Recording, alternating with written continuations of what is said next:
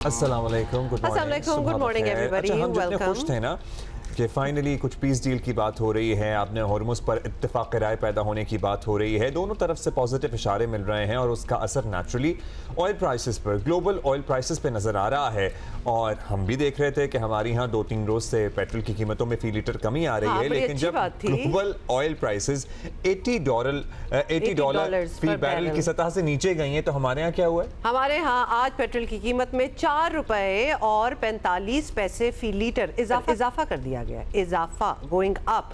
और पेट्रोल की नई कीमत होगी 333 रुपए 1 पैसा फी लीटर। और ये हुआ बेसिकली कल पेट्रोल की कीमत में एक्चुअली 3 रुपए सम पैसे कमी की गई थी, उससे पहले भी एक रोज पहले कमी की गई थी, लेकिन अब दोबारा इजाफा कर दिया गया है। तो समझ नहीं आ रहा, जाहिर है किसी फॉर्मूले के तहत ये सब कुछ हो रहा है, लेकिन अवाम और हमें समझ नहीं आता कि जब आलमी मार्केट में पेट्रोल की कीमतों में इजाफा होता है, तेल की कीमतों में इजाफा होता है, तो नेचुरली फौरन वो इजाफा यहाँ पे ट्रांसलेट किया जाता है। लेकिन जिसने 1 लीटर पेट्रोल डलवाना होगा या व्हाटएवर, तो वो जब 333 रुपए जेब से निकाल के देगा, उस 1 पैसे का क्या होगा? और उस 1 पैसे पे लड़ाई पड़ जाएगी, मैं तो नहीं दे रही। अब फिर लीटर के हिसाब से नहीं पेट्रोल डलवाते लोग, फिर पैसों के हिसाब से डलवा लेते हैं। Abdullah, this was a rhetorical kind of a question, I did not require an answer to that, thank you very much. In any case diesel जो है, यू नीड एन आंसर। तो लोग इस तरह डलवा लेते हैं कि 400 का डाल दें या 300 का डाल दें या 500 का डाल दें, सो इस तरह होता है। डीजल जो है वो 2 रुपए फी लीटर सस्ता कर दिया गया। हम हंस रहे हैं क्योंकि हम क्या कर सकते हैं, तो हम हंसेंगे। डीजल की नई कीमत होगी है 383 रुपए और 86 पैसे। डीजल पर पेट्रोलियम लीवी में 1 रुपया 44 पैसे फी लीटर इजाफा किया गया है। डीजल पर लेवी बढ़कर अब 72 रुपए 26 पैसे हो गई है। ओके, हमने आपको बता दिया पेट्रोल की प्राइस और डीजल की प्राइस जो है वो ऊपर बढ़ गई है। Okay, now we are coming to news. और आखिरकार गुड न्यूज़ हमारे पास हुकूमत के लिए जो वजीर दाखिला ने दी है कल, वो भी उन्होंने भी दी है ना। मैं इन सारी चीजों को साइड पे रख के मैं क्रिकेट की बात कर रही हूँ। भाई गुड न्यूज़ हमें क्रिकेट में ही आ रही है इस वक्त, तो लिहाजा पाकिस्तान ने दूसरे टेस्ट मैच में वेस्ट इंडीज को बाआसानी कहना जरूरी है, शिकस्त देकर 2 मैचों की सीरीज जो है वो 1-1 से बराबर कर दी है। मुबारक हो बहुत बहुत। और मानना पड़ेगा जी कि बाबर आजम ने कप्तान और सीनियर होने के नाते वाकई जिम्मेदारी जो है वो निभाई है। और माजी के मुकाबले में वेस्ट इंडीज में उनकी कप्तानी भी काफ़ी बेहतर दिखाई दी है। और पाकिस्तान ने आखिरी बार आपको याद दिला दें 2023 में श्रीलंका के खिलाफ टेस्ट जीता था और उस वक्त भी कप्तान बाबर आजम ही थे। वेस्ट इंडीज की टीम कल दूसरे टेस्ट के चौथे रोज दूसरी इनिंग में 117 रन बनाकर पेविलियन लौट गई। तब से ही पता चलना स्टार्ट हो गया था कि हमारा, और इस तरह पहली इनिंग में 43 रन की बर्तरी हासिल करने वाली पाकिस्तानी टीम को मैच जीतने के लिए 75 रन का हदफ मिला। और फिर कौमी टीम ने यह हदफ 2 विकेटों के नुकसान पर पूरा भी कर लिया। और पहली इनिंग की तरह इस इनिंग में भी अब्दुल्ला शफीक नॉट आउट रहे, उन्होंने 24 रन की इनिंग खेली। इस मरतबा कप्तान बाबर आजम भी नॉट आउट रहे और उन्होंने भी 24 रन बनाए। और इसके अलावा उन्होंने तो 24 रन तो बनाए, लेकिन वो जो एंडिंग की ना मैच की, तो उसमें 2 छक्के मारे और वो बड़ी क्लासी किस्म की एक अजान अवैस ने 18 रन बनाए, इमामुल हक ने 9 रन बनाए, वो आउट हो गए। पाकिस्तान की जानिब से स्पिनर्स की बात करें, सर्टनली ये मैच स्पिनर्स के नाम भी रहा। अली उस्मान और साजिद खान ने 4 खिलाड़ियों को पवेलियन की राह दिखाई। 1 विकेट हमारे फास्ट बॉलर मोहम्मद अली के हिस्से में आई है। अब कौमी टीम की अगली मंजिल है इंग्लैंड। और एक टेस्ट की जीत पर ज्यादा बड़े दावे तो नहीं किए जा सकते, लेकिन सर्टनली कुछ कॉन्फिडेंस, कुछ मोरल तो बेहतर होता ही है। Absolutely, and you could actually see it when they one the match, तो उनकी अपनी बॉडी लैंग्वेज से भी पता चल रहा था। बाबर का जो रिलीव्ड एंड हैप्पी, वो जो ट्रॉफी शेयरिंग पिक्चर है दोनों कप्तानों की, he seemed really happy in that as well. मतलब टेस्ट है, जीता है। देखिए, जब नहीं जीत रहे होते तो हम काफी ठीक-ठाक सुना भी देते हैं। कप्तान उनकी अब बड़े अरसे बाद अब जब उन्हें दोबारा कप्तान तैनात किया गया, ये उनकी पहली ही जिम्मेदारी थी और ये सीरीज यूं बराबर हो गई है। राशिद लतीफ भाई हमारे साथ मौजूद हैं। राशिद भाई मुबारक हो, क्या हाल है आपका? थोड़ा सा एक जनरल एनालिसिस दे दें, फिर हम एक एक करके, खास तौर पे अब्दुल्ला शफीक जिनको शान मसूद के से ही उन्होंने, अच्छा याया ने भी हमें ज्वाइन किया। अस्सलाम वालेकुम याया भाई। सो राशिद भाई, starting with you, how do you feel about it? अस्सलाम, अच्छी कामयाबी है एक तरह से, क्योंकि पाकिस्तान लास्ट 17 टेस्ट मैचेस में थे, 12-13 टेस्ट मैचेस हार चुका था और कहीं ना कहीं तो रुकना था। और वेस्ट इंडीज की टीम ऐसी टीम थी जो कि दोनों टेस्ट भी हार सकती थी पाकिस्तान के खिलाफ, लेकिन पिछला टेस्ट हम हार गए 211, थोड़ा ज़्यादा हो गया हमारे लिए। लेकिन इस टेस्ट में अगर हम पिच का मुआवजा करते हैं तो वेस्ट इंडीज ने टर्निंग ट्रैक बनाया और एक स्पिनर के साथ गए, क्योंकि इनके जो कैप्टन है चेज वो बॉलिंग नहीं कर सकते थे ज्यादा, क्योंकि उनकी श्रीलंका की सीरीज में उंगली में चोट लगी थी। तो 2 स्पिनर होते तो शायद मैच अच्छा काटे का होता। बात अब्दुल्ला शफीक की हो रही है, वो प्लेयर जो कि टीम का हिस्सा नहीं था, और जब रेड बॉल कैंप लगा था कामरान गुलाम और इनके ऊपर बात हुई थी अब्दुल्ला शफीक पे, मीडिया ने आवाज उठाई थी कि ये क्यों नहीं है, तो उन्होंने कहा ये हमारे प्लान का हिस्सा नहीं है। लेकिन वो दोनों टीम में आए। कामरान इंग्लैंड में ज्वाइन करेंगे। अब्दुल्ला शफीक जो कि मैं ये समझता हूँ कि रेड बॉल कैंप में नहीं थे, उन्होंने प्रैक्टिस नहीं की, लेकिन वो ग्रेड 2 टूर्नामेंट खेल रहे थे और उन्होंने 8 मैचेस में 911 रन बनाए थे, क्योंकि ये 2-1.5 महीने पुरानी बात है, इसलिए उनकी प्रैक्टिस तमाम दूसरे बल्लेबाजों से बहुत ज्यादा थी। वो नजर भी आ रहे थे, रिफ्लेक्ट किया उनकी बैटिंग ने, नॉट आउट रहे दोनों दफा में। तो जब एक हंगर होती है, शुरू में आते हैं, रन करते हैं, बड़ी इनिंग्स ने 2 बड़ी इनिंग्स, एक बाबर आजम की इनिंग्स और एक अब्दुल्ला शफीक की इनिंग के हम मैच जीत गए पूरा।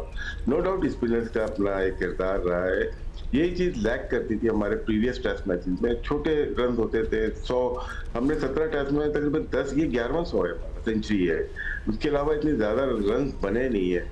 लेकिन ये पार्टनरशिप पूरे मैच को लेके गई है और बहुत ही उम्दा बॉलिंग की, साजिद ने बैटिंग भी अच्छी की और अली उस्मान जो कि दूसरा टेस्ट मैच खेल रहे थे। थोड़ा कंसर्न रहेगा हमें तो हमारे कि वेस्ट इंडीज के खिलाफ हम जीते हैं, इंग्लैंड की शायद बात आप आगे जाके करेंगे, लेकिन पाकिस्तान क्रिकेट टीम को स्पेशली जो प्लेइंग लेवल में थे उनको मुबारक, क्योंकि बड़े अरसे के बाद पाकिस्तान एक बाहर जाके एक टेस्ट मैच जीता है। That's right, हाँ जी, that's right. This was a much needed break जो हमें मुसलसल हार जो मिल रही थी, जाहिर है उससे भी चाहिए And थी। for the morale of the players For the as morale well. of the players and the captain too. याया भाई अस्सलाम वालेकुम, गुड मॉर्निंग, बताइएगा what changed, आपको क्या लगा, क्या चीजें थी, क्या फैक्टर्स थे which contributed to our victory in the second test match? सबसे पहले तो अब्दुल्ला, हुमा और राशिद भाई आपको अस्सलाम वालेकुम। और किसी शक व शुबे के बगैर ये टीम पाकिस्तान के लिए ऐसी कामयाबी है जिसका हम शिद्दत से इंतजार कर रहे थे, और यकीनी तौर पर बाबर आजम भी काफी अपने आप को रिलैक्स फील कर रहे होंगे, क्योंकि कप्तान बनने के बाद पहला टेस्ट मैच भी टोरोबा में उनको जीतना चाहिए था, क्योंकि 210 रन का हदफ हमारी टीम हासिल नहीं कर सकी। और इस टेस्ट मैच में भी देखा जाए तो हमारे मसाइल, मुश्किलात कदरे वही हैं जो कि पहले टेस्ट मैच में थी, लेकिन इस टेस्ट मैच में आप क्यों जीत गए? अगर आप बात करते हैं उस्मान की, जिन्होंने इस टेस्ट मैच में 6 आउट किए, आप बात करते हैं साजिद की, जिन्होंने इस टेस्ट मैच में 8 आउट किए, लेकिन जो एटीट्यूड था बल्लेबाजी में आपका, वो बुनियादी तौर पर आपकी इस जीत की बुनियाद रखता है। पहले दूसरे दिन इस टेस्ट मैच के जब आजान अवैस 50 रन बनाकर आउट हुए और इमामुल हक जल्दी आउट हो गए थे, तो वो जो एटीट्यूड था बाबर आजम का और अब्दुल्ला शफीक का, वो जो उन्होंने रन्स बनाने की भूख को मिटाया। एक टाइम पर पाकिस्तान 4.15 के रन औसत के साथ बैटिंग कर रहा था, वो टोन थी टीम पाकिस्तान की जिसने वेस्ट इंडीज की टीम को बैकफुट पर किया। हम अगर बात करें कि वेस्ट इंडीज ने अपनी टीम में कोई तब्दीली नहीं की, जो कि पहला टेस्ट मैच जीते थे, उसकी बुनियादी वजह यह थी कि वेस्ट इंडीज ने अपने उन्हीं खिलाड़ियों पर भरोसा किया। उनकी बैड लक ये रही कि जस्टिन ग्रीव्स, जिन्होंने बाबर आजम के साथ प्लेयर ऑफ द सीरीज का अवार्ड शेयर किया, वो सेकंड इनिंग में और पहली इनिंग में बॉलिंग करने के काबिल ही नहीं थे, और ये वेस्ट इंडीज के लिए एक बड़ा धचका था। लेकिन ओवरऑल अगर देखा जाए तो अब्दुल्ला शफीक की आज आप तारीफ कर रहे हैं, अब्दुल्ला शफीक की आप भाला जप रहे हैं, तो सवाल यह है कि ये अब्दुल्ला शफीक तो आपके स्क्वाड में ही नहीं थे। अब्दुल्ला शफीक को तो सिलेक्शन कमेटी ने मुंतखब भी नहीं किया था, ये तो हादसाती तौर पर पाकिस्तान टीम में शामिल हुए, और हादसाती तौर पर भी ऐसे टीम में शामिल हुए कि शान मसूद, जो कि नंबर 3 पर खेल रहे थे, उनकी उंगली फ्रैक्चर हो गई, और अब्दुल्ला शफीक ने बाय द वे कभी टेस्ट क्रिकेट में नंबर 3 पर बैटिंग और नहीं की। उन्होंने शान ने तो जाहिर है पहली इनिंग में पिछले मैच की बड़ी अच्छी शानदार कारकर्दगी दिखाई थी। And before the injury, until the injury. जी बिल्कुल, यही पाकिस्तान टीम की जीत के सही मानों में मरकजी किरदार थे, और वो जो बाबर आजम ने और अब्दुल्ला शफीक ने बड़ी शानदार कारकर्दगी का मुजाहरा किया, और उसके बाद हमारी मिडल ऑर्डर एक बार फिर जो है वो बिल्कुल ऐसे स्लिप हो गई जैसे आपके पाँव के नीचे केले का छिलका आ जाता है और आप ग्राउंड के नीचे गिर जाते हैं। लेकिन वहां पर 7वें विकेट पर जो साजिद की और अब्दुल्ला शफीक की 59 रन की शराकत थी, उसने सही मानों में टोन को सेट उसने किया, भी बड़ा अहम किरदार अदा किया। अच्छा, शान की इंजरी की हम बात कर रहे हैं, अब्दुल्ला की ज़ाहिर हादसाती एंट्री की हम बात कर रहे हैं, but if Shan is back for the England series तो हाउ वी गोना एडजस्ट, और probably it would take time. Shan का भी ज़ाहिर है तजर्बा है वहाँ का, अब्दुल्ला शफीक ने भी रन कर दिए हैं, उनका बड़ा अहम किरदार है हमारी इस जीत में। सो राशिद भाई, क्या बैटिंग ऑर्डर हो सकता है हमारा? कंसिडरिंग हमारे ओपनिंग बैटर्स जो हैं वो भी they are not performing that well. West Indies जब हम गए थे हमने यही बात की थी कि 4 ओपनर जा रहे हैं, जिसमें अब्दुल्ला फजल थे जो कि इंजरी हो गई, उनको बैक इंजरी हो गई है, अजान अवैध थे, इमाम उल हक थे, और शान मसूद भी जिंदगी में ओपनिंग करते हुए हैं। लास्ट 20 टेस्ट मैचेस में वो 3 नंबर पे आए, और उसके बाद फिर एक और ओपनर अब्दुल्ला शफीक पहुंच गए, 5 ओपनर। हमें इशू मिडिल ऑर्डर का है। अब यहाँ पे ये होगा कि हम एडजस्ट करेंगे। अब्दुल्ला शफीक, मुझे ऐसे ही लगता है कि हेडिंगले टेस्ट जो 19 अगस्त से शुरू हो रहा है उसमें वो ओपन करेंगे अजान अवैध के साथ। नंबर 3 पे शान मसूद, क्योंकि टाइम बहुत है, अभी 10 दिन है जिसमें वो इंजरी को कवर कर लेंगे, वो वापस आ जाएंगे शान मसूद। तो ये एक सेटअप बनता हुआ लग रहा है। इस जीत में ये देखिएगा 2 हमारे जो वैल्यूबल प्लेयर थे, शान जिन्होंने सेंचुरी की थी नंबर 3 पे, और मोहम्मद अब्बास 8 आउट किए थे, ये दोनों नहीं थे इस मैच में, फिर भी पाकिस्तान ये टेस्ट मैच जीता। इसका मतलब पाकिस्तान कंडीशन वाली टीम हो गई है। जैसे कंडीशन टर्निंग पिचेस हमने बनाई थी वेस्ट इंडीज के खिलाफ, उसमें 1 जीते 1 हारे, साउथ अफ्रीका के खिलाफ 1 जीते 1 हारे। वेस्ट इंडीज में भी कंडीशन जब हमें मिली तो हम मैच जीत गए। ऐसा होना नहीं चाहिए कि सिर्फ कंडीशन की टीम हो जाए हमारी। हर पिच पे ग्रीन पिच हो, बाउंसी पिचेस हो, वहाँ पे हमारे पास प्लेयर्स ऐसे होने चाहिए जो कि टेस्ट मैच जिता सकें। अब हम कब देखेंगे कि टर्निंग ट्रैक मिले और हमें होप होगी कि हाँ साजिद आज 8 आउट कर देंगे या उस्मान या नोमान अली मैच जिता देंगे। मेरे ख्याल से इसके ऊपर भी अभी काम करना चाहिए पाकिस्तान क्रिकेट बोर्ड को, कि हमारी टीम को टैग नहीं लगना चाहिए कि सिर्फ टर्निंग ट्रैक के ऊपर जीत सकती है। तो राशिद भाई, बेसिकली जो आप बात कर रहे हैं, आपने अपनी जो प्लेइंग 11 बताई है उसमें इमाम को आउट कर दिया है। या आपसे हम पूछना चाहेंगे, since we are talking about pitches and how conditions affect our performance, तो नंबर 1 इमाम को मौका मिलना चाहिए। नंबर 2 इंग्लैंड के पिचेस के हवाले से क्या है, क्योंकि हमें पता है कि वहाँ बॉल जो है वो सीम करती है, बाउंस करती है। हाउ हमारी कॉम्बिनेशन क्या होनी चाहिए टू टैकल दीज चैलेंजेस? देखिए उमर, चैलेंजेस तो आपके लिए टू मच है, क्योंकि आप जब इंग्लैंड के हेडिंगले लीड्स क्रिकेट ग्राउंड पर 19 अगस्त से पहला टेस्ट मैच 3 टेस्ट मैचों की सीरीज का खेलने के लिए मैदान में उतरेंगे, तो आप एक नई ओपनिंग पेयर के साथ मैदान में जाएंगे, अब्दुल्ला शफीक और अजान अवैस। इससे पहले अब्दुल्ला फजल, अजान अवैस, इमामुल हक, अजान अवैस, और अब एक नया पेयर। आप 5वें टेस्ट मैच में तीसरा ओपनिंग पेयर जो है वो इंट्रोड्यूस करा रहे हैं। तो ये आपके मसाइल हैं। ऑन द अदर साइड आप हेडिंगले में बिल्कुल एक डिफरेंट कंडीशन में खेलेंगे, और वहां पर जिस तरह राशिद लतीफ साहब ने कहा कि कोई शक नहीं है कि आपको इनिंग का आगाज अब्दुल्ला शफीक करते हुए दिखाई देंगे। नंबर 3 पर शान आएंगे। उसके अलावा मिडिल ऑर्डर में नंबर 5 पर जो है वो सऊद शकील बैटिंग करेंगे, और आप इन 2 स्पिनर्स के साथ नहीं जा सकते। आप साजिद के साथ तो जाएंगे, लेकिन आपको अली उस्मान को ड्रॉप करना होगा। एक बार फिर वहां पर तेज और तीखी पिच के ऊपर जो है आपको ना करते हुए भी अब्बास को टीम में शामिल करना पड़ेगा। लेकिन आपका जो सबसे बड़ा इशू है वो मोहम्मद रिजवान की फॉर्म, और टीम पर अब बोझ बनते जा रहे हैं आपके T20 कैप्टन सलमान अली आगा। उनको आपने कहा एडजस्ट करना है, वो 7वें नंबर पर खेलेंगे, तो ये सबसे बड़ा सवाल है। बॉलिंग वो करते नहीं है, तो ये पाकिस्तान टीम के बड़े ऐसे दुख हैं जिनको अब तक हम झेल रहे हैं। लेकिन हमने एक अच्छी शुरुआत की है, वेस्ट इंडीज में दूसरा टेस्ट मैच जीता है। इंग्लैंड जाने से पहले ये कामयाबी यकीनी तौर पर टीम का हौसला बढ़ाएगी। हमको पहले टेस्ट मैच से पहले एक 4 रोजा मैच भी खेलने को मिलेगा कैंट काउंटी से, तो यकीनी तौर पर हम अपना कॉम्बिनेशन वादा कर सकेंगे। लेकिन एक बार फिर इमामुल हक ने बड़ा मायूस किया। उन्होंने पहली इनिंग में 50 किए थे पहले टेस्ट मैच की, लेकिन अगली 3 इनिंग में वो कुछ कर नहीं पाए हैं। तो अब आपको ये सोचना पड़ेगा कि आपको अपने टेस्ट के जो प्लेयर हैं उनको आपने सिर्फ टीम के साथ कैरी नहीं करना, आपने उनके लिए जगह भी बनानी।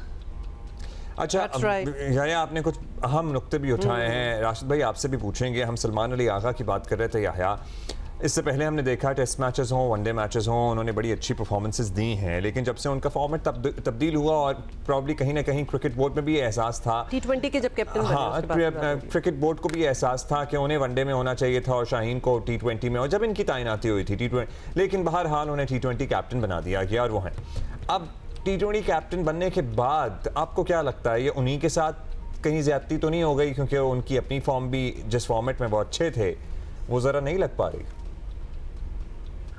देखिए अभी आजकल ये जो टेस्ट मैचेस खेल रहे हैं उनकी टेक्निक थोड़ी चेंज हुई, दोनों की, रिजवान की बात की यहिया ने और दोनों जो मैंने देखा अब्दुल्ला शफीक की बैटिंग और बाबर आजम की, वो बेहतरीन टेक्निक से खेल रहे हैं।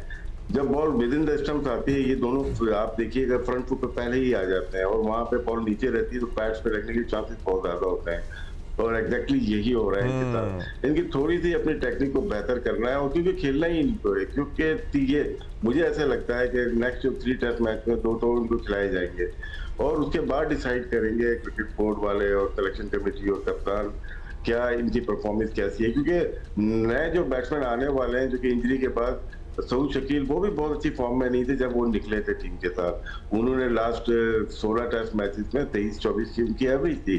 तो बहुत सारे बैट्समैन जो आ रहे हैं और जो खेल रहे हैं उनकी परफॉर्मेंसेस बहुत अच्छी नहीं है, तो हमें कंसर्न तो है मिडिल ऑर्डर का और हम मिडिल ऑर्डर बना नहीं पा रहे। हमारे T20 में भी सारे ओपनर हैं, वनडे में भी हमारे पास इतने अच्छे मिडिल ऑर्डर नहीं है और टेस्ट मैच में भी जो थोड़ी बहुत होप थी वो भी जाती हुई नजर आ रही है।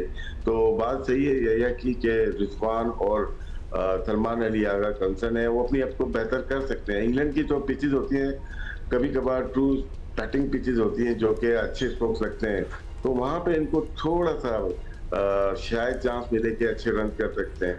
दूसरी तरफ बुरी फॉर्म है तो थोड़ी स्विंग सीन होती है, तो वहां पे ये थोड़ा सा क्लाउडी वेदर होता है, वहां पे आउट होने के चांसेस भी बहुत होते हैं। लेकिन हमने अपने प्लेयर्स को देखा स्पेशली मिडिल ऑर्डर इंग्लैंड में काफी रन किए हैं, तो होप है थोड़ी सी, लेकिन हम इन दोनों से बहुत ज्यादा होप नहीं लगा सकते। अच्छा राशिद भाई, अभी आपने भी कहा और फिर याहिया ने भी वैसे ये बात की कि ओपनिंग के लिए अब्दुल्ला शफीक को आप लोग अपनी तरफ से नॉमिनेट कर रहे हैं, ऑल्दो अगर देखा जाए तो शान मसूद जो हैं because he is been playing county तो हमें लग रहा है कि उनका एक्सपीरियंस ज़्यादा होगा। Why not him in these conditions? वहीं जा रहे हैं, इंग्लैंड में ही खेल रहे हैं, तो why wouldn't you choose him? थोड़ा समझ में आएगा शान मसूद ओपन करेंगे या अब्दुल्ला शफीक ओपन करते हुए आए हैं, हमेशा तो ओपन किया है उन्होंने। और शान मसूद ने अपने शुरू के करियर में 27 टेस्ट तकरीबन थे जिसमें उन्होंने ओपन किए और उसके बाद उन्होंने जाहिर सी बात है दूसरे ओपनर थे, इमाम उल हक थे या दूसरे अदर अली बैटिंग कर रहे थे नंबर 3, तो अपने नंबर को नंबर 3 पे वो लेके आ गए थे, तो वो वहाँ पे सेट है शायद। तो मुझे लगता है कि एक लेफ्ट एक राइट ओपनिंग पेयर होना चाहिए जो कि अजान लोकेश और अब्दुल्ला शफीक के सूरत में नजर आ रहा है। लेफ्ट एंड राइट का that's और या you also think the same? नहीं, आवाज नहीं आई। या आवाज आ रही है आपको? हुमा आपकी आवाज आ नहीं रही है, अगर अब्दुल्ला सवाल कर लें तो जी। या हुमा आपसे यही पूछ रही हैं कि शान एंड अब्दुल्ला शफीक, ऑल्दो शान का तजर्बा है काउंटी का, एग्रेसिव खेलते हैं, तेज़ खेलते हैं, फिर भी आप अब्दुल्ला शफीक को प्रेफर करेंगे कि वो ओपन करें एंड शान नंबर 3 पर ही आए, क्योंकि शान ज़ाहिर है काउंटी में खेलते रहे हैं? जी यही होगा, क्योंकि मैंने जिस तरह आपको कहा कि करियर में पहली मर्तबा अब्दुल्ला शफीक जो है वो नंबर 3 पर बैटिंग कर रहे थे बहालत मजबूरी, और शान मसूद ओपन की हैसियत से टेस्ट क्रिकेट शुरू करते हैं, फिर अब नंबर 3 पर आ जाते हैं। तो ये अच्छी बात है कि आपका नंबर 3 का बल्लेबाज भी एक सेंचुरी करके इंजर्ड हो गया था और अब्दुल्ला शफीक ने आकर जो है अक्टूबर 2025 के बाद सेंचुरी के साथ जो है वो टेस्ट क्रिकेट में वापसी की है। और फिर बाबर आजम भी अच्छी फॉर्म में है, प्लेयर ऑफ द सीरीज का उन्होंने मुश्तरका तौर पर अवार्ड शेयर किया। तो आपके टॉप 4 बैट्समैन जो है वो अच्छे टच में है, क्योंकि अजान अवैस भी ऑन एंड ऑफ अच्छी कारकर्दगी का मुजाहरा कर रहे हैं। लेकिन यहाँ पर एक चीज जो मैं आपके साथ शेयर करना चाहूंगा, एक मरतबा फिर पाकिस्तान क्रिकेट बोर्ड को ये सोचना होगा, क्योंकि उनका जो फॉर्मूला है बहुत सारी चीजों में वो फेल हो गया है।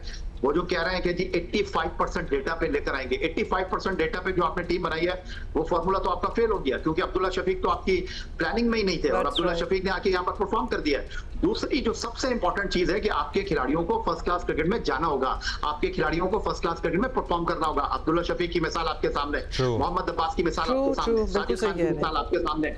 तो यहाँ पर जो सबसे अहम बात है, ये जो आपने red You know, it has to be a balanced approach. सिर्फ डेटा बड़ा होता है, लेकिन सिर्फ डेटा पे इन्हिसार नहीं किया जा सकता.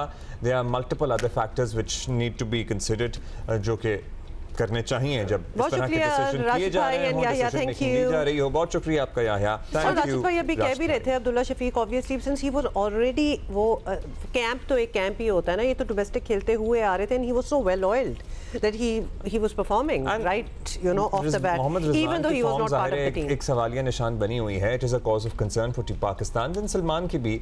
सो अगर इनको ज़रा कुछ वक्फा मिलता है, तो हमने मिसालें देख ली हैं कि डोमेस्टिक में जो परफॉर्मर्स हैं, अब्दुल्ला एंड अब्बास एंड साजिद, ये फिर अल्टीमेटली जब मौके मिलते हैं तो टीम पाकिस्तान के लिए डिलीवर करते हैं, और इन्होंने किया है, और ये हमेशा से होता है. तो आपके कहने का मतलब है वो लीग्स में ना जाएं, बेसिकली लीग्स डोमेस्टिक में जाएं. ऑलराइट, यही हमारे एक्सपर्ट्स जो हैं वो भी यही कह रहे हैं. का मतलब नहीं है, हमारे एक्सपर्ट्स ने कहा है, हम उन पे डाल दें. हमारा क्या मतलब है कहने का? ओहो, मेरी ब्रेसलेट गिर गई. ओके, ब्रेक ले लो. For that we need a break.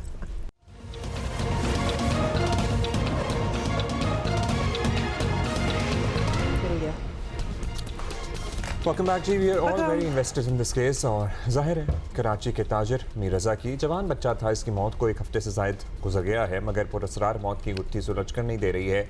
वक्त भी जैसे जैसे गुजर रहा है, केस हल होने के बजाय मज़ीद उलझता जा रहा है.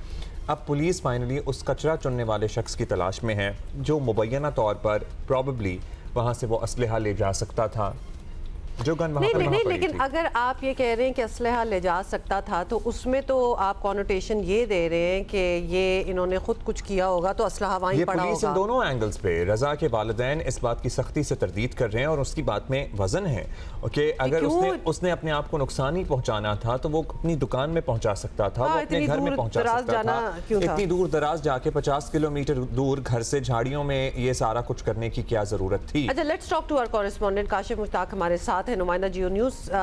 काशिफ, आप बताएं क्या लेटेस्ट डेवलपमेंट है इस केस में, बिकॉज ये इतनी कोई अनएक्सपेक्टेड अनरिजॉल्व किस्म की, कुछ समझ नहीं आ रहा कि इधर हुआ क्या था. मतलब यहाँ तक ये समझ नहीं आ रहा कि किसी ने मारा है इनको, कि इन्होंने खुद किया है, कोई कड़ी नहीं है, या फिर कुछ मिला है सबूत? देखिए अब्दुल्ला, हमारा अब जो तमाम तर कड़ियां हैं या इस केस की गुत्थी सुलझने के लिए जो मामला है, वो पुलिस की जानिब से कहा जाता है कि जो वेपन यहाँ से गायब हुआ और उसका फोन यहाँ से गायब है, उसकी तलाश के लिए एक कचरा चुनने वाले की जो सीसीटीवी फुटेज सामने आई है, उसकी तलाश बहुत जरूरी है. और अगर वो मिल जाता है और वेपन मिल जाता है तो केस काफी हद तक गुत्थी सुलझ जाती है. लेकिन प्रॉब्लम ये नहीं है कि सिर्फ वेपन मिल जाए और केस की गुत्थी सुलझ जाए. प्रॉब्लम ये है कि जो मेडिकल टीम की जानिब से जो रिपोर्ट सामने आई है, उस रिपोर्ट पर काफी ज्यादा एतराज़ात है. उस रिपोर्ट की मदद से पुलिस की जानिब से इन्वेस्टिगेशन की जानी थी. अब वो इन्वेस्टिगेशन जो है उस पर काफी ज्यादा सवालात उठ गए हैं, और उस सवालात उठने की वजह से ना सिर्फ इसकी री इन्वेस्टिगेशन तमाम तर मामले की होनी चाहिए, बल्कि इसके साथ साथ अब तो लगता ऐसे है, जो कि फैमिली की जानिब से भी दावा किया जा रहा है कि वो इस बारे में सोच रहे हैं और वो ये करवाएंगे कि मेडिकल दोबारा हो. जब दोबारा मेडिकल होगा, दोबारा उसमें सारी चीजें निकलेगी, तो उसके बाद ही पता चल सकेगा कि आया ये बुलेट कैसे लगी, और उसके बाद इसकी मौत यहीं हुई है. क्या ये प्राइमरी जो है वो लोकेशन है या सेकेंडरी लोकेशन है कि मारा कहीं और गया हो और लाके. जाहिर है बड़ा जो मेडिकल हुआ वो बड़ा सरसरी सा रिवायती सा मेडिकल हो गया. उसके बाद उन्हें भी क्या पता था, जो मेडिकल लीगल ऑफिसर्स थे, कि ये केस बड़ा बन जाएगा और उसमें इन पहलुओं पर बात होगी जो उन्होंने सरासर इग्नोर किए हैं. नहीं, और डीएनए भी उस मेडिकल में, DNA was it a part of it? सिर्फ कपड़ों से पहचाना था फिर अल्टीमेटली उन्होंने, और फिर जाहिर है गुस्ल दिया तो पहचान गए अपने बच्चे की बॉडी, लेकिन उसका चेहरा काबिल शनाख्त नहीं था. अच्छा, और ये डॉक्टर सुमैया से भी हम परसों शाहजेब के शो पे सुन रहे थे कि इतनी जल्दी डीकम्पोजिशन होना, और खासतौर पे वो तो पूरी एंगलिंग और पोजीशनिंग से बता रही थी, इसमें बहुत से सवाल बनते हैं. ये जो भी केस आता है, ज़ाहिर है एक जवान बच्चा है, उसका मर्डर हुआ है, आपको उसकी साख से, उसके हुलिये से पता लग जाएगा कि ये कोई नशा ही नहीं है. ये इसी तरह सरसरी सा मेडिकल होता है, ये रूटीन है कि हाँ जी आया गुजर गया. अब्दुल्ला देखिए, ये नहीं होना चाहिए. हुमा का भी यही क्वेश्चन है. जो मेडिकल है वो प्रॉपर एक तरीके से होता है, और उसके बाद अगर इस तरह की लाश मिलती है और उसके बाद उसकी तमाम, देखिए इस पॉइंट का तो अंदाजा वहीं से हो जाना चाहिए था कि जब क्राइम सीन यूनिट की टीम स्पॉट पर पहुंची, जब इस लाश की इत्तला मिली, तो उसके तमाम अंदर फिंगरप्रिंट जो थे वो जले हुए थे. जो तलाश डिवाइस है उसकी मदद से फिंगरप्रिंट की से शनाख्त की जाती है. तो वहीं से ये पता चल जाना चाहिए था कि ये लाश जो है ये सेंसिटिव हो सकती है और इसकी तमाम तर जो चीजें हैं या फिर मेडिकल बोर्ड की जानिब से जो मेडिकल किया जाना है वो प्रॉपर तरीके से होना चाहिए।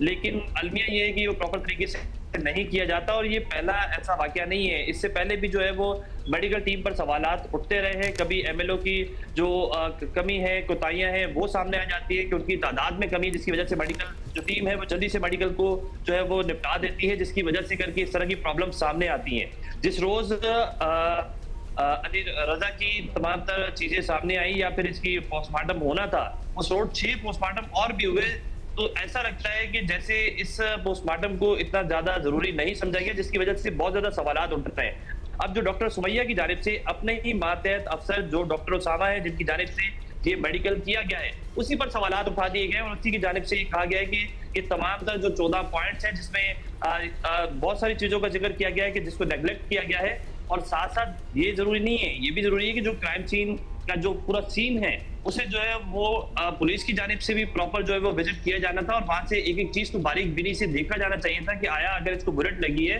तो बुलेट का होल वहां होना चाहिए।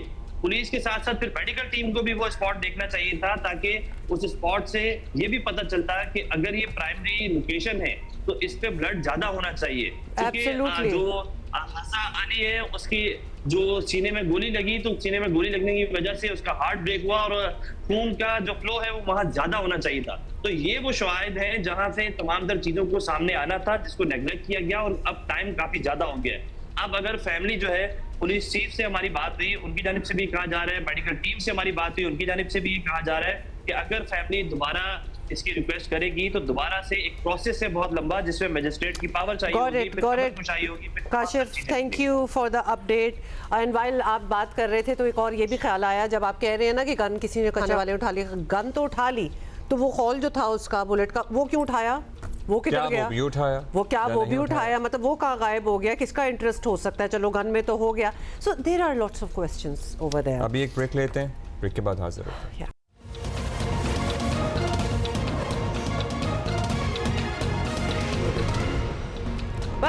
Welcome back. अच्छा, बड़ी इंपॉर्टेंट कुछ इन्फॉर्मेशन आपके साथ अभी हम शेयर करने लगे हैं, तो आराम से आप लोग बैठ जाएं क्योंकि वक्त के साथ बहुत कुछ बदला है, लेकिन जितनी ज़्यादा और जितनी तेज़ी से बैंकिंग सेक्टर में तब्दीलियां आई हैं उनका तो मुकाबला ही नहीं किया जा सकता। और इन्हीं तब्दीलियों पे हम बात करें। हाँ, क्योंकि काफ़ी दफ़ा लोग जो है ना वो कंफ्यूज हो जाते हैं और डर भी जाते हैं कि हम अपने मोबाइल पे और मतलब व्हाट आर वी डूइंग। अच्छा, अब ये तब्दीलियां इतनी ज़्यादा हैं कि इसके साथ कोप अप करने के लिए हम सबको मिलकर एक एजुकेशन हासिल करनी पड़ेगी। हमारे साथ मौजूद हैं इस पर बात करने के लिए मशरक बैंक पाकिस्तान के chief executive officer Mohammad Sajjad Humayun. बहुत शुक्रिया आपका। मोहम्मद हिमायूं सज्जाद, कैसे हैं आप हिमायूं साहब? बिल्कुल ठीक ठाक। अच्छा, मशरक बैंक, जाहिर है हम सब इस नाम से वाकिफ हैं, लेकिन एम आई राइट कि मैंने आपकी कोई इस तरह ब्रांच नहीं देखी कभी? सो आप कैसे ऑपरेट करते हैं? Where do you guys exist if you have no branch, if you have no physical presence? So that's correct. Mashrak bank की कोई physical branch नहीं है पाकिस्तान में. This is the first of its kind fully digital licensed commercial bank in Pakistan, licensed by the State Bank of Pakistan, जो कि ground up Pakistan में establish हुआ है. And the reason we don't have any branch is because we come from a global experience of almost 60 years of being a large legacy bank, जिसने अपने आप को transform किया है पिछले 10 से 12 सालों में। और यूएई में हमारी 85 ब्रांचेस थी और आज 5 ब्रांचेस हैं। Okay, so the bank 85 physical branches थी और आज सिर्फ 5 ब्रांचेस हैं। और जब ये 85 ब्रांचेस थी 2016 में, तो बैंक का रेवेन्यू 1.6 बिलियन यूएस डॉलर था। Okay. और जब हमने 5 ब्रांचेस पे इसको ट्रिम किया है तो बैंक का रेवेन्यू 3.6 बिलियन यूएस डॉलर। तो कैसे एक बैंक अपने आप को श्रिंक करके डिजिटल में ग्रो करके इतना बड़ा बैंक बन सकता है, उस सारे एक्सपीरियंस को हम पाकिस्तान में लेके आ रहे हैं to create and define the future of banking in Pakistan. And you have all those services जिसमें घर के लिए लोन हो, पर्सनल लोन हो, गाड़ी के लिए लोन हो, जो किसी भी नॉर्मल बैंक में आपको सहूलत मिलती है। ये तमाम चीज़ें आपको मिल सकती हैं। ये तमाम चीज़ें आज यूएई में मशरक बैंक कम्प्लीटली डिजिटल तरीके से ऑफ़र करता है। आपको ब्रांच जाने की ज़रूरत नहीं है। और ये सब प्रोडक्ट्स और सर्विसेज हम ग्रेजुअली पाकिस्तान में लॉन्च कर रहे हैं। एक छोटी सी एग्जांपल देता हूँ। इस रमज़ान में लोगों को ज़कात एग्जेम्पशन सर्टिफिकेट चाहिए था। टिपिकली आप ब्रांच में जाते हैं because it is a certificate जो कि स्टैम्प पेपर पे प्रिंट होता है। हमने वो लोगों को कम्प्लीटली डिजिटली ऑफ़र किया कि आप अपनी मशरिक बैंक की ऐप में जाके ज़कात एग्जेम्पशन की ऑप्शन को सेलेक्ट करें। बैंक बिहाइंड द सीन्स खुद से स्टैम्प पेपर रिक्वायर करता है, आपका डिजिटल सिग्नेचर उस पर इम्पोज करता है, and then we keep it in our archive. So customers don't even have to think about branch अच्छा, अब ये whatsoever. दूसरा सवाल, क्योंकि पाकिस्तान के लिए बैंक ना जाना, पाकिस्तानियों के लिए अपनी पेपर पर्चे को हाथ में ना उठाना, उस पर साइन ना करना, आपसे हाथ में ला के हेलो हाय ना करना, there is a lot of trust that is involved as well, जहां पैसा इन्वॉल्व होता Personal है। relationship तो बन जाता उसमें पेपरलेस हो जाना, सडनली अपने घर में आप बैठे हुए अपने ऐप से करें, मतलब 2-4 लाख तो इधर उधर ट्रांसफर कर लें, नो प्रॉब्लम, लेकिन जहां करोड़ों की बात आ जाती है वहां हमारी एक relationship with the banker, with the bank in Pakistan matters a lot. उसको कैसे overcome And किया? also Huma, the normal banks, the conventional banks, आप तो एक digital bank है, आप ये कह रहे हैं, they do not allow transactions, online बिल्कुल। transactions after जैसे 1 million से above, I don't know, I don't think so किस तरह होती है। लेकिन जो लिमिटेशन आज बैंक्स ने अपनी डिजिटल बैंकिंग में लगाई हुई है वो बैंक्स की डिफाइंड लिमिटेशन है। अच्छा। स्टेट बैंक और हमारा जो रास्त या वन लिंक का सिस्टम है उसमें कोई ऐसी लिमिटेशन नहीं है। Alright. That is why Mashreq bank, जिसकी कोई ब्रांच नहीं है, अगर आज आपने घर खरीदना है लेट्स से 15 करोड़ रुपए का, तो उसकी पेमेंट करने के लिए मशरिक बैंक की डिजिटल बैंकिंग से कंप्लीट सहूलत आपको मौजूद है। आपको कोई चेक बुक या पेपर नहीं सोचना। सो ये जो लिमिटेशन है ये आपके माइंड में करंट बैंकिंग प्रैक्टिस की वजह से है। There is no technical limitation और सिस्टम और लिमिटेशन बाय स्टेट बैंक। तो आपके बैंक से हम चाहें तो आप चलिए 15 करोड़ तो बहुत ज़्यादा हैं, 50 लाख, 1 करोड़ बिल्कुल कर सकते हैं with just a single click with transfer। just a single click, but behind the scenes Mashreq bank ने state of the art cyber security, fraud prevention और ऐसे सिस्टम्स लगाए हुए हैं कि इवन अगर आपको गन पॉइंट पे भी कोई कहे कि जी आप मेरे अकाउंट से इतने अकाउंट में इस अकाउंट में ट्रांसफ़र करें, तो आप इमेजिन करें, the concept is called behavioural biometrics, तो आपके हाथ कांपना शुरू हो जाएंगे। द ऐप विल सेंस कि ये हुमायूं अपने एक नॉर्मल तरीके से बैंकिंग नहीं कर रहा, तो we will stop that transaction, we will reach out to you, are you sure you really want to make this transaction? Right. So there are ways जिसमें digital banking is a lot more secure than the traditional banking that you do in the branch. आप बताएं कि आपके मतलब this is very convincing, और ख़ासतौर पे अपने फियर्स को तो हटाना ही पड़ेगा ये चीज़ करने के लिए। Have you increase the number of users in Pakistan, because ये कन्विंस करने वाली बात है, वही देखिए, बात है ना, वरना हमने जाके चाय पीनी होती है बैंक। मशरिक बैंक को लॉन्च हुए हुए अभी 1 साल भी मुकम्मल नहीं हुआ। अल्हम्दुलिल्लाह हमने तकरीबन 500,000 कस्टमर्स के करीब हम पहुंच चुके हैं और बैंक बड़ी तेज़ी से पाकिस्तान में पेनिट्रेट कर रहा है। अच्छा, हमारी स्ट्रैटेजी ये है कि जो एग्जिस्टिंग डिजिटल बैंकिंग के यूज़र्स हैं जो कन्विंस्ड हैं कि digital banking is the future, हम उनको convenient, secure, reliable, resilient banking, just like you go on Google and you never think that Google will be down. You never think that Google will not be accessible. Sure. That is the level of banking that we are offering to the people who are already converted. इनका trust अगर हमने ये gain कर लिया कि future of banking is here, no limitation, all products and services at your fingertips 24/7, then these guys will convince rest of the customer, and then there your will be job is a automatically ripple effect. Yeah. Okay, wow. Thank you, good luck, and that is the future of banking, ladies and gentlemen. और इसमें और भी obviously बहुत details वगैरह होंगी, लेकिन अभी तक के लिए इतना ही काफ़ी है, because take that in that you can हमारे डू लिए भी दैट, थोड़ा एंड देयर इज अ ज़्यादा। Lot of trust involve there. Humayun साहब, thank you for your time. Thank you, Humayun Thank you sir. so much for हम ले having रहे me. हैं एक Good छोटी सी ब्रेक इधर, और बस अभी मिलते हैं थोड़ी देर में। Good morning. अस्सलाम Welcome back, वालेकुम, जी। गुड मॉर्निंग वंस अगेन, क्या हाल है?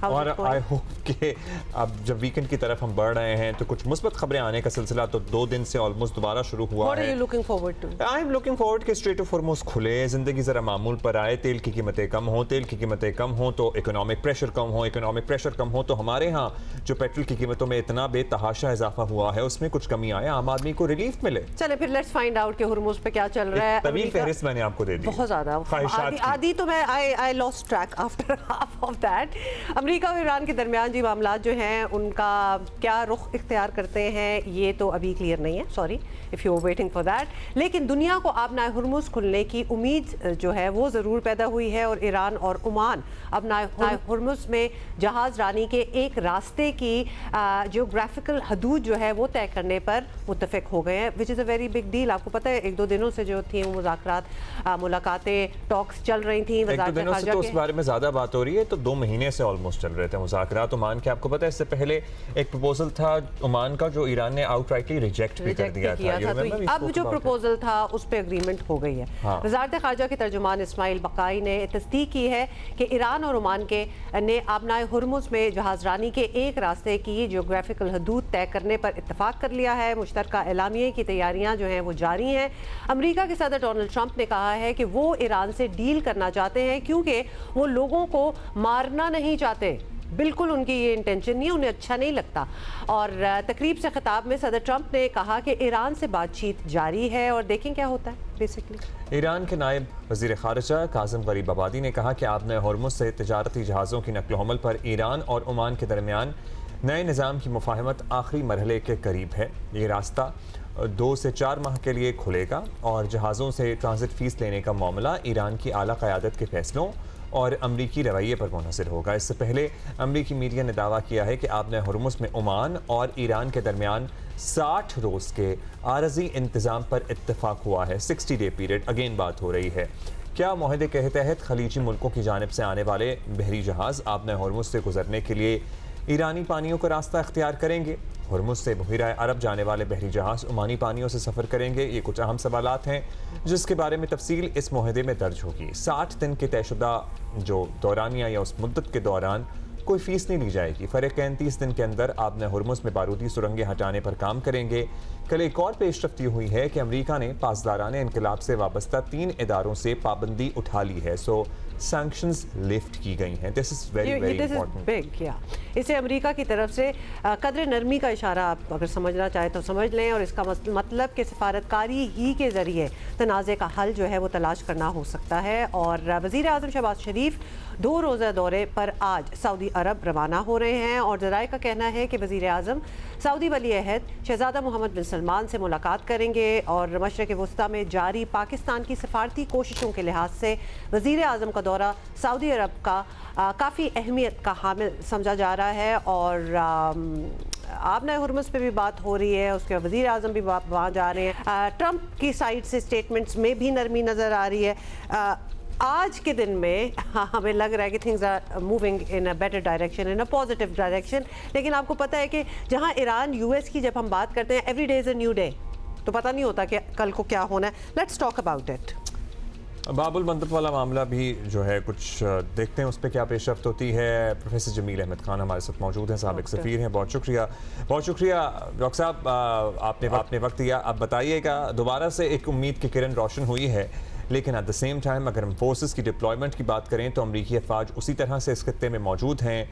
क्या लग रहा है आपको, ओमान और ईरान आबनाए हुर्मुज़ के मामले पर अगर किसी इत्तफाक राय पर पहुंच जाते हैं तो बाकी मामलात उसके बाद फॉलो थ्रू हो जाएंगे? जी हाँ, शुक्रिया। और नई उम्मीदों के साथ सुबह का सलाम आपको और आपके नाजरीन को। यकीनन आबनाए हुर्मुज़ सबसे बड़ा एक कंटेंशन बन गया है। काज ऑफ वॉर जो था वो इनरिचमेंट का मामला था। कॉन्सिक्वेंस ऑफ वॉर जो है वो अभी सिंगल पॉइंट एजेंडा और पूरी दुनिया के लिए एक अजाब बन गया था, इसलिए वो सिंगल पॉइंट एजेंडा है। तमाम चीज़ों से अब पहले कत्ता नज़र करके वो बाद में देखेंगे। पहले आबनाए हुर्मुज़ मस्बत बातें आपने काफ़ी बता दी। आज की सुबह 9 के साथ मस्बत बातें ये हैं कि डोनाल्ड ट्रंप ने एक तो आपने बता दिया कि वो बिल्कुल नहीं चाहते हैं कि लोगों को वहाँ कत्लेआम किया जाए, ईरान में बम्बार्डमेंट की जाए। पहले तो वो खैर तहजीब मिटा रहे थे, लेकिन चले यू टर्न का मामला तो चाहे वो नॉर्थ कोरिया का मामला हो कि किसी वक्त फायर और फ्यूरी की बात करते हैं, उसके रॉकेट मैन की बात करते हैं, फिर किम जॉन को कहते हैं टैलेंटेड, बहुत टैलेंटेड इसी तरीके से ग्रीनलैंड की बात हो गई, कनाडा टू 51st प्रोविंस की बात हो गई, वो तो अपनी जगह पे यू टर्न, लेकिन ये यू टर्न जो है बहुत अहम है, इसलिए कि इस यू टर्न की वजह सबसे बड़ी है कि जो दुनिया पर एक प्रेशर आ गया है, एक अजाब, माशी अजाब आ गया है, उसकी वजह से आप देखें कि कल आपने बाबुल मंदाब का भी जिक्र किया, कल 2 टैंकर्स को निशाना बनाया हूतियों ने, उसका सऊदी अरेबिया ने दानिशमंदी के साथ कोई जवाब नहीं दिया। क्यों नहीं दिया? मेरे तजिए के मुताबिक ये जो आबनाए हरमुज की एक मस्बत तौर पर एक पेशरफ्त हुई है, जिसमें कि मोफा यानी कि ministry of foreign affairs Iran का कहता है कि हम एलामिया अन करीब जारी करने वाले हैं। मेरे तखमीने के मुताबिक कल तक ये एलामिया, अगर आज नहीं कल तक ये एलामिया जारी हो जाएगा, और यही वजाहत है उस क्लास नंबर आर्टिकल नंबर 5 की, जो कि एमओयू का हिस्सा है, जिसकी वजह से पहली मर्तबा जब 3 जहाजों को निशाना बनाया पासदारान ने, तो उसके बाद हमले जारी कर दिए दोबारा अमेरिका ने। तो ये कंटेंशन जब हल हो जाता है, इसीलिए वो बार बार कहते हैं डोनाल्ड ट्रंप कि जी ये डील के हम बहुत नजदीक हैं, कि सबसे बड़ा मसला जो क्लास 5 यानी आर्टिकल 5 था एमओयू का, उसी की इंटरप्रिटेशन थी। ओमान और ईरान मिलके आज या कल में जब ये फैसला कर लेंगे, क्योंकि वो कहते हैं कि वो दोनों नॉर्दर्न सदर्न रास्तों को खत्म करके अब ये रास्ता हम एक नया उन्होंने तजवीज किया है, नया राउट तजवीज किया है। दोनों उस पर तकरीबन न सिर्फ राजी हुए हैं, जैसा कि आर्टिकल 5 में दिया हुआ था कि ईरान कंसल्ट करेगा बाकी अपने खलीजी ममालिक से, तो वो भी हो गया। और आज तो डॉक्टर साहब सऊदी अरब में जी डॉक्टर साहब, अब क्या ये समझा जाए, अगर यही एक पॉइंट था, पॉइंट ऑफ कंटेंशन था, और जिस तरह आपने भी पहले कहा कि कॉन्सिक्वेंस ऑफ वॉर तो ये हुर्मुज ही बन गया, हालांकि बात तो कहीं और से शुरू हुई थी, nuclear enrichment and all that. So let's suppose ये डील इनकी हो गई, इन्होंने हुर्मुज को सेटल कर लिया and all that, are you foreseeing कि बाकी इश्यूज फौरन से ठीक हो जाएंगे? Because this was the major one, and also Iran के लिए जो मेजर इशू है वो अमेरिकन ब्लॉकेड भी है जो अभी तक है। तो आप क्या फोरसी करते हैं कि उसको भी वो क्लियर करना शुरू कर देंगे फौरन से, या उनको भी महीने लगेंगे? क्योंकि महीनों में फिर बड़ा लैक ऑफ ट्रस्ट हो जाता है। फरीक तो है ना अमेरिका, ऑल्दो 2 फरीकों में मुज़ाकरात हो रहे हैं, लेकिन अगर ब्लॉकेड बरकरार और उनकी प्रेजेंस अभी भी उधर ही है। पॉजिटिव बात यह है कि पसे पर्दा अमेरिका इसमें शामिल है। ये जो ओमान और ईरान की गुफ्तगू हो रही है, अमेरिका पसे पर्दा इसके बिल्कुल शामिल है। और इसीलिए जो आप बयानात देख रहे हैं कि हमारी टॉक्स चल रही हैं, हमारी डील हो जाएगी, वो इसी पसे मंजर में डोनाल्ड ट्रंप बार बार कह रहे हैं। और इसकी वजह से आप समझें कि ब्लॉकेट तो वो आपके एमओयू का हिस्सा है। पहले भी तो ब्लॉकेट जिधर से इधर से हरमुज खुलेगा, इधर से ब्लॉकेट खत्म हो जाएगा। आप देखें इसमें जो आपने बात की दुनिया की, और जो ऑयल का मसला और बाकी जो मसनूआत इधर से गुजरती हैं, ये हम सारों को पता है कि इस वक्त जो दुनिया के 25% के करीब तमाम के तमाम यहाँ से ऑयल और बाकी उसके साथ जो पेट्रोलियम मसनूआत हैं वो सारी जाती है, इंक्लूडिंग सल्फर, पोटेशियम, हीलियम, जो कि बहुत ज़रूरत है दुनिया की। और जो फर्टिलाइज़र जिसकी वजह से बहुत सारे मुल्कों में बड़ी प्रॉब्लम बांग्लादेश समेत पैदा हो गई है। और इसके अब जो ये सारे मामलात हैं, 1.5 बिलियन का डेली यहाँ से तेल की रसदगाह होती थी कुवैत, सऊदी अरेबिया, यूएई की, और वो अगर सारा मिलाएं तो 550 बिलियन साल का नुकसान। अच्छा, नुकसान अपनी जगह पे, जो शॉर्टेज, रिजर्व कम हो रही हैं, तो इसकी वजह से अब जो उम्मीद की किरण ये सारी शामिल हुई है, वो सबसे बड़ी बात है। और इसमें ऑप्शन अब डोनाल्ड ट्रंप के पास क्या रह गया है? उनके भी सुकड़ गए हैं सारे के सारे ऑप्शंस, और उन्हें भी अब क्योंकि इलेक्शन सामने नजर आ रहा है, उन्हें भी कोई ना कोई फैसला करना होगा। और फाइनेंशियल टाइम के मुताबिक और कुछ मीडिया के जो अमेरिका के उसके मुताबिक कि डोनाल्ड ट्रंप को इस फैसले की घड़ी आ गई है। डील के चांसेस इशारे ज्यादा मिल रहे हैं। अगर ये नहीं हुआ तो फिर वाकई में बहुत ज्यादा एक इस पूरे रीजन में तलातुम मच जाएगा, हमले शुरू हो जाएंगे। लेकिन उसकी उम्मीद कम है। ये जो मस्बत इशारे मिल रहे हैं उसकी उम्मीद ज्यादा है। मस्बत इशारे डॉक्टर साहब हम इसलिए डरते हैं क्योंकि मस्बत इशारे इससे पहले भी कई दफ़ा मिल चुके हैं, ज़ाहिर है यहाँ तक के मुआहदे तक हो चुके हैं, लेकिन दोबारा फिर मामलात ख़राब हो जाते हैं। कोई ना कोई पॉइंट ऐसा बनता है कि मामलात बिगड़ जाते हैं। जिस तरह आपको पता है उनके सुप्रीम लीडर के फ्यूनरल के दौरान क्या माहौल बना और उसके बाद दोबारा एक हमलों का सिलसिला शुरू हुआ।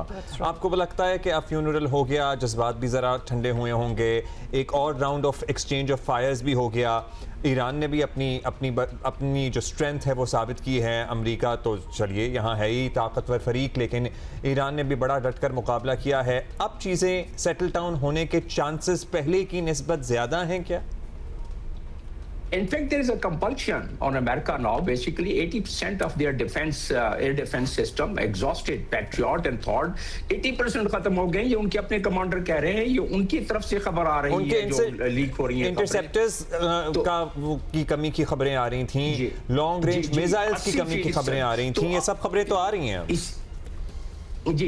इसी वजह से एक प्रेशर बन रहा है ना, ये एपेक फ्यूरी जो है ये एपेक फेलियर बनता जा रहा है, ये अमेरिकन को पता है। उसकी वजह से ये डील की उम्मीद ज्यादा, जो इशारे इस वक्त मैं जिक्र कर रहा था, आपकी बात दुरुस्त है कि पहले भी इशारे मिलते रहे हैं और मैं आपके चैनल्स पे एक मरतबा नहीं मुतअद्दिद बार कह चुका हूं और कई चैनल्स पर कि ये दुनिया का सबसे बड़ा दौरे हाजिर का कॉम्प्लेक्स और कॉम्प्लिकेटेड मैटर है। तो जाहिर है इसमें ये हचकोले तो आना, और फिर इसमें एक स्पॉइलर का हम जिक्र करते रहे हैं यहाँ पर हम, तो ये स्पॉइलर जो है वो किसी ना किसी जगह पर वो कोशिश करता है, और इस तराजू में हमने इसको तौल लिया है कि स्पॉइलर ज्यादा हावी होगा इस मामले में या डोनाल्ड ट्रंप पर बाकी जो प्रेशर पड़ रहे हैं, जो इशारे मिले हैं वहां से, जो वहां से एविडेंस मिल रहा है कि डोनाल्ड ट्रंप और उनकी टीम पहली मर्तबा ये रियलाइज करती हैं कि वो डूम्सडे की तरफ जा रहे हैं अगर उन्होंने सिर्फ स्पॉइलर यानी कि इजराइल की बात मानी तो। इसलिए ये उम्मीद की किरण ज्यादा बढ़ती नजर आ रही है और इसलिए हम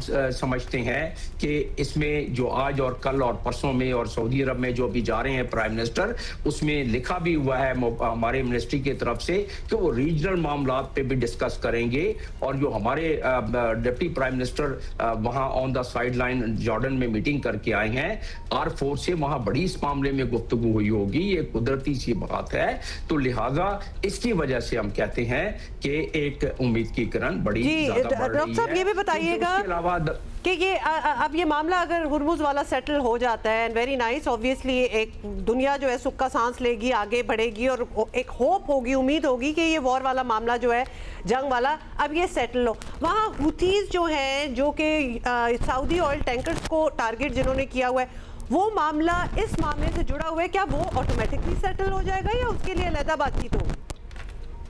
नहीं, देखिए इस चीज को तमाम चीजों के साथ जोड़ के देखना चाहिए।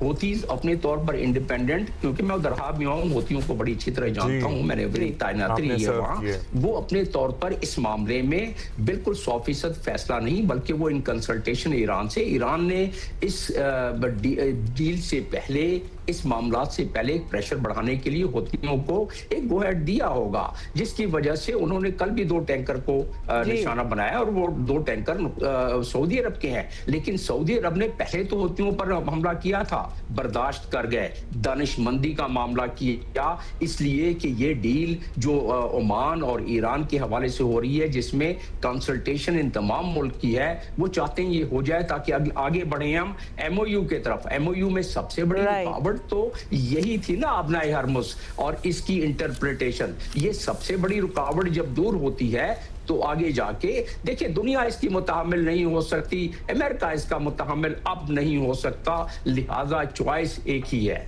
तबाही और बर्बादी। अगर उसमें अमेरिका की बचत हो जाती है तो फिर ठीक है, ये कि अमेरिका समझता है कि इसमें बचत होती नजर नहीं आ रही है, क्योंकि मैं जिक्र कर चुका हूं ये सारे मामलात एक प्लेट में देके देने वाली बात है बना के चाइना को और रशिया को।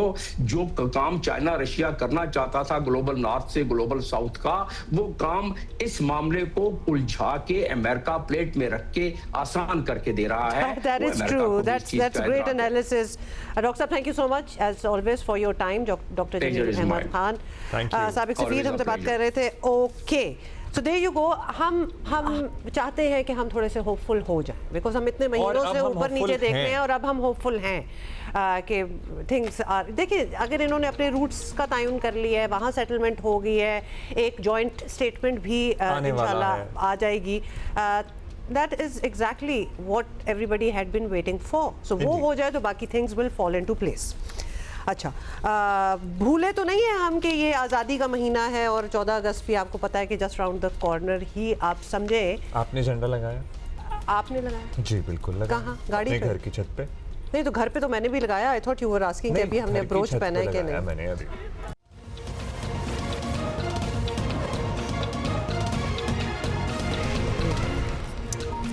वेलकम बैक जी। ब्रॉडफील्ड पर बर्फानी तोदा गिरने से 10 कोह पैमाओं की हलाकत का मामला, जिसमें बड़ी पेशरफ सामने आई है।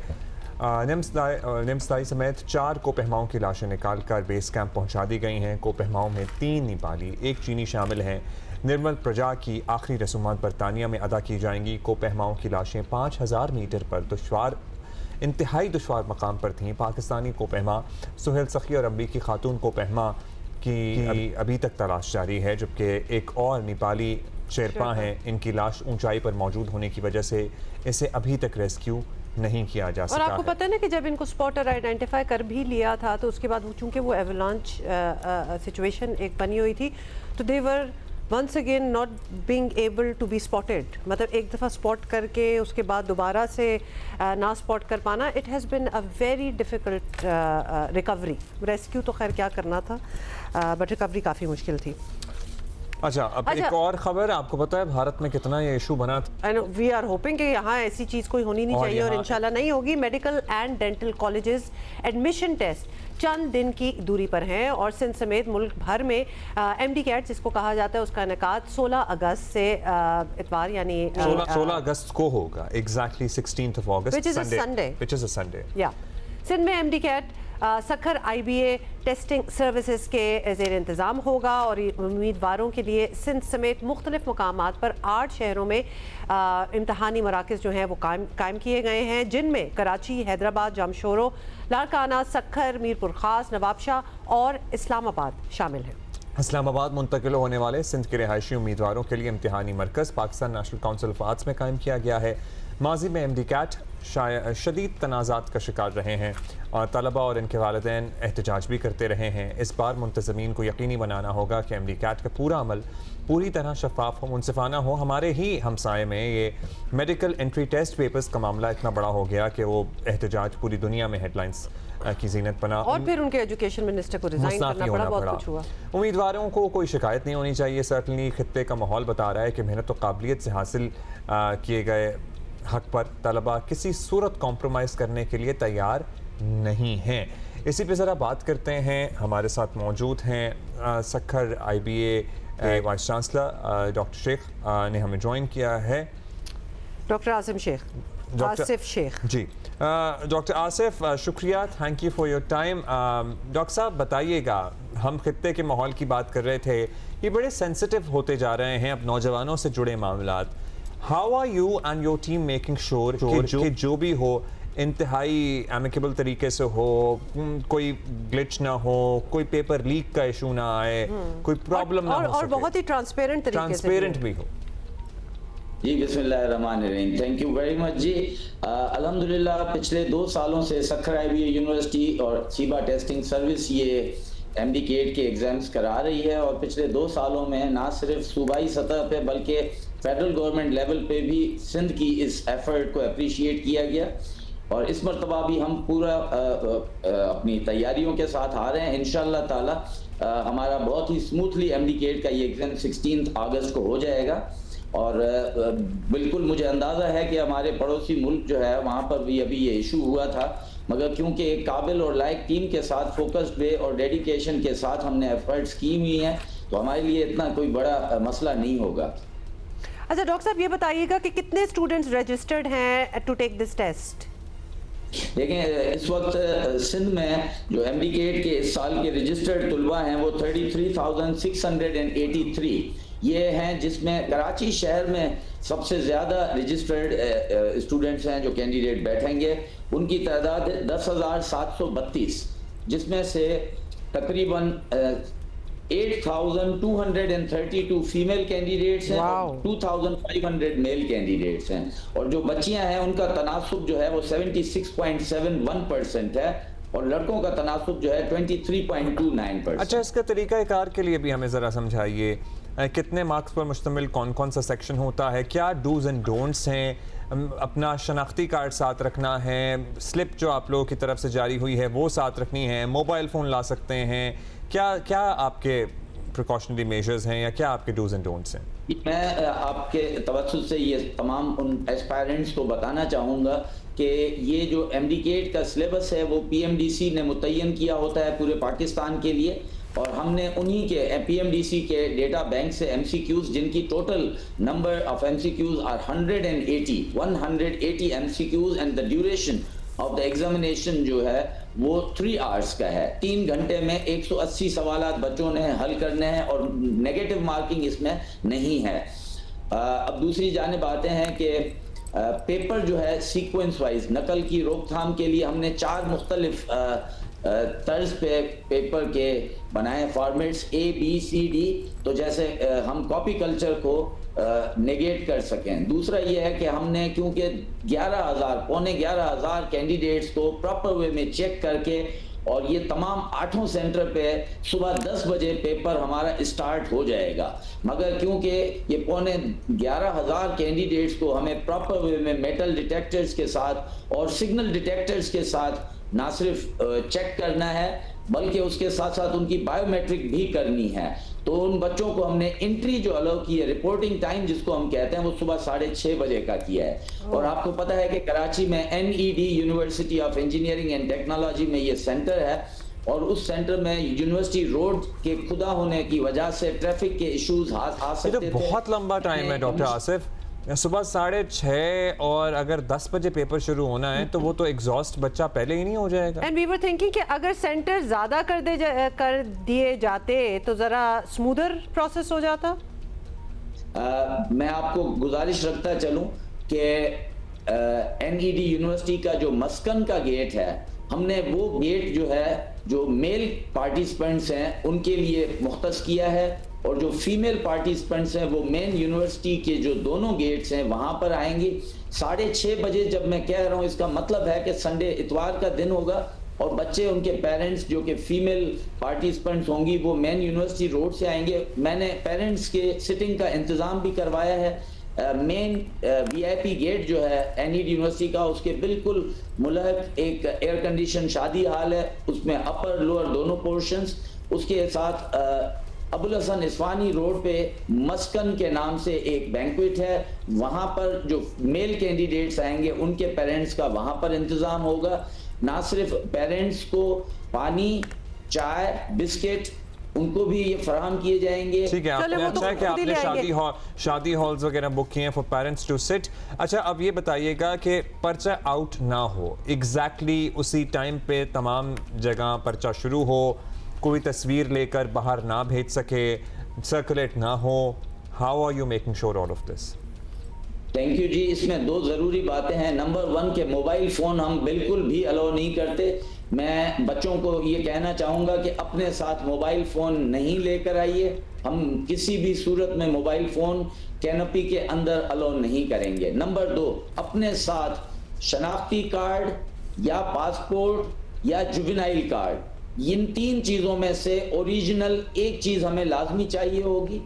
बच्चे क्या करते हैं कि फिर अपनी मार्कशीट्स लेकर आते हैं। ये सिंध गवर्नमेंट ने एक पॉलिसी कैबिनेट से अप्रूव करवाई हुई है कि जैसे इम्पर्सोनेशन को कंट्रोल किया जा सके, उसी वजह से हमें बायोमेट्रिक करनी होती है। तो बच्चों को एक मरतबा फिर कि अपने साथ CNIC, या अगर वो बच्चे जिनकी उम्र 18 से कम है वो जुवेनाइल कार्ड या फिर पासपोर्ट, और अगर कोई ऐसा बच्चा है जिसकी फैमिली पाकिस्तान से बैरून मुल्क बाहर रह रहे हैं और वो भी अटेंड करना चाहते हैं। डॉक्टर साहब, ये भी इंफॉर्मेशन चाहिए कि कुछ बच्चों के अभी ID कार्ड बने नहीं होते, जो टोकन एक मिलता है कि इट्स इन द प्रोसेस, वो रिसीट जो होती है वो ला सकते हैं साथ? नहीं जी, मैं अर्ज करता चलूं कि ये इंफॉर्मेशन टाइम से बहुत पहले कम्युनिकेट हुई है, पिछले साल भी हुई थी। पिछले साल अगर ये बात होती तो मैं मान लेता हमने थ्रू आउट कम्युनिकेट किया हुआ सही है है। पूरे Fair जो enough. NIL कार्ड या फिर NIC या पासपोर्ट होना लाजमी है और कोई मार्कशीट लेके साथ जाने की जरूरत नहीं है। Fair enough, Dr. Asif Sheikh, thank you so much for your Thank you, time. Dr. तो लिहाजा आपने पेपर के लीक की बात की, जी, जी। ये मेरा आपसे और पूरे एस्पायरेंट्स जो रजिस्टर्ड बच्चे अपीयर हो रहे हैं सिंध के एमडी गेट से, उनसे मेरा वादा है कि मेरा पेपर लीक नहीं होगा। पिछले 2 साल मैंने अपना वादा निभा के दिखाया है। And good luck to you and your team जबरदस्त। for this year as well. बहुत शुक्रिया doctor Asif, thank you for तो your अब कोई time. बहाने नहीं चलेंगे, बता दिया कि क्या क्या आप ले जा सकते हैं और कोई मार्कशीट नहीं चलेगी, कोई receipt for an ID card नहीं चलेगी You have to have your ID card, और your your NIL card passport, या पासपोर्ट, मतलब या जिस पे आपकी तस्वीरी शनाख्त मौजूद हो। हाँ, फोटो ID होना जरूरी है। ओके, ब्रेक ले रहे हैं।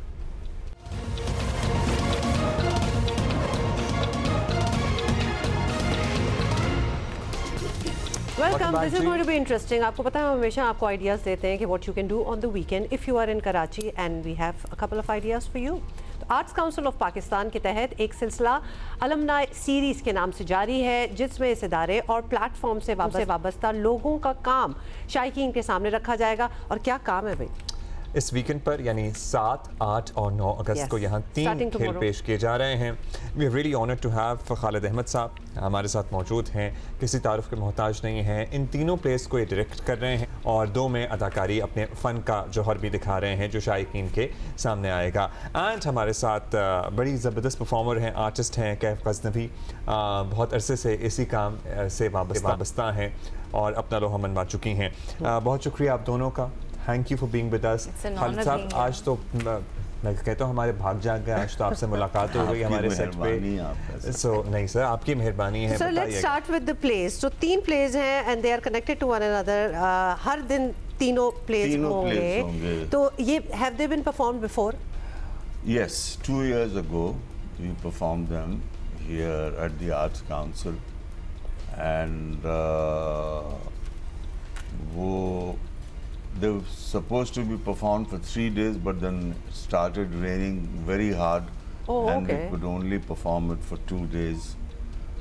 And so we wanted to do it again. It had received good